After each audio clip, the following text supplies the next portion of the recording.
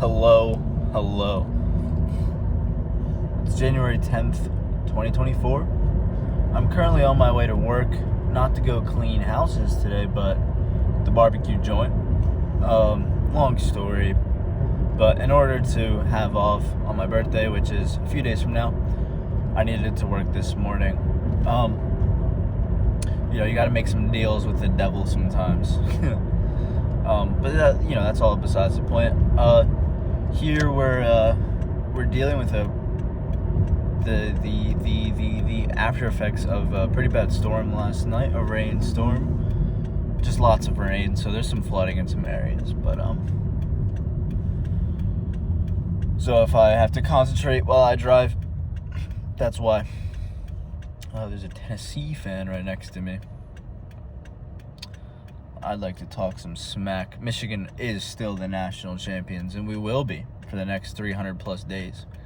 Anyways, yesterday I had a pretty bad day of eating. I wasn't eating a whole lot of nutritious foods. And a lot of the time when I do have a bad day of eating, it sort of feels as if I just kind of wound up doing so, if that makes sense. Jeez. People almost got in an accident. Silly gooses. That was crazy. But yeah, it's I end up saying I had too many garlic knots. And that's what it was last night. I had too many garlic knots. And I'm just thinking about the linguistics of that statement. Here I am over intellectualizing this, but let me humor myself. The linguistics of saying I had too many garlic knots act as if you weren't in control of that decision. At least that's what it sounds like to me.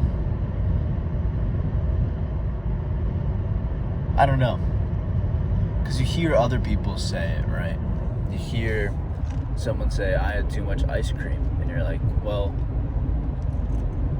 that's cool, I guess. Because you know that the person decided to do that. You know that the person could have had only a reasonable amount of ice cream. But you get the idea. And I really, let's see, what did I say? I feel and I give into the limitations of being a human being. Right? There is a part of us that struggles with being in control and staying in control. That is a limitation of being human. We're not robots. We can't just follow some strict programming. But that's just something that I was thinking about, and I want to work on that. So yeah, that's that. I really should not be recording and driving, or I should get some sort of tripod for in here, just because some of the times it comes down to me having to record when I drive. I am pretty sick and tired of saying I really need to. Yeah, I've discussed this briefly in some prior journals, but I need to stop saying I need to, ironically, and realize how much control I do have over my life. Because, a lot of people will tell you, I feel, and a lot of things you listen to will tell you that you don't have control over a whole lot, and so you don't need to worry about a whole lot. And to some extent, that's very true, and I agree with it, but on the day-to-day, and just, when it comes to yourself, you have a lot of control. You have control over what you eat, what you say, what you do, how you spend your money, the level of intensity in your workout, what type of music you listen to, what type of people you surround yourself with, how you make plans, choices about jobs, how you drive your car. Are you going to drive it like a silly goose, or are you going to drive it within the realms of the law? I say that because Cardi, the footage of Playboy Cardi getting arrested for speeding like 80 miles over just came out. But you know what I mean, like, you have control over so much. And indeed, you don't have control over what other people think or say about you. You don't have control over what others are going to do, but so many of the problems that we face are a result of ourselves. And so, within that framework, within the context of, you know, that route, it's worth remembering how much control you have. And, you know, the journaling has helped me with that. In the sense of like, okay, I'm in this body. You know, that a lot of the times it's like, holy shit, how the hell is my heart still beating? How's my brain still working after all of these years? You know, it's never need a recharge. Yeah, that's a thought that really does sort of just really intrigue me. And it's fascinating. I know that we fuel it with food and water and sunlight and all that. But nonetheless, where was I going? I was going somewhere. Going to work right now. Oh yes, the journaling has helped me realizing that I'm in this body and that I'm me. You know, not being a victim to the sort of flow of life, and not just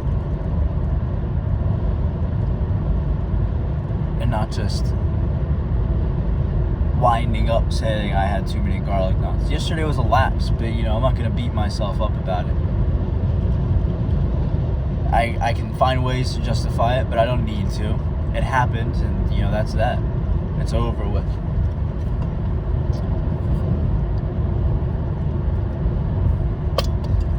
I don't know, there was something else I wanted to talk about, but I'll probably just save it for later. Either when I record tonight or tomorrow morning.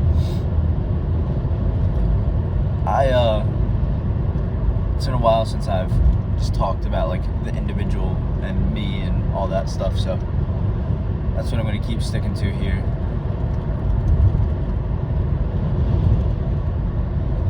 The wind is really tossing around my car. Isn't that always a sticky feeling?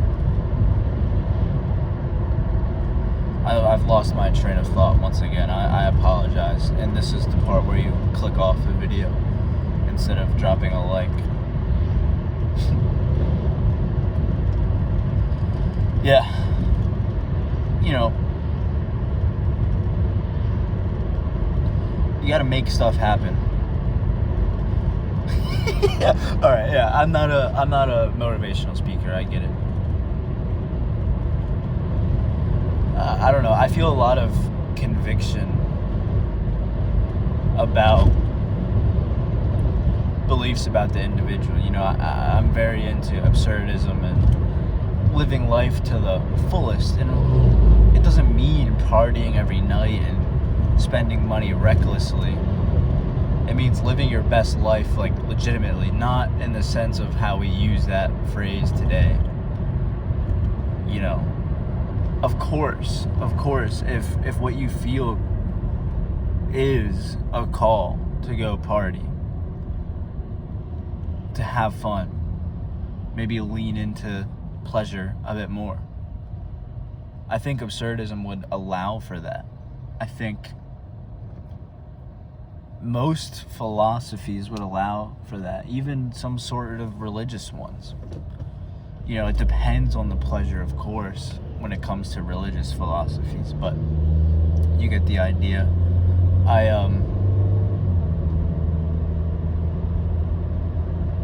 That's just where my head's at.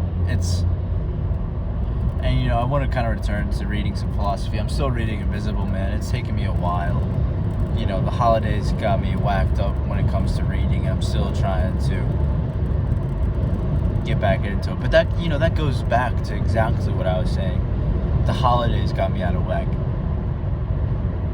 It's just finding the balance of how true that really is. You know what I mean? It is the case that the holidays changed my routine and,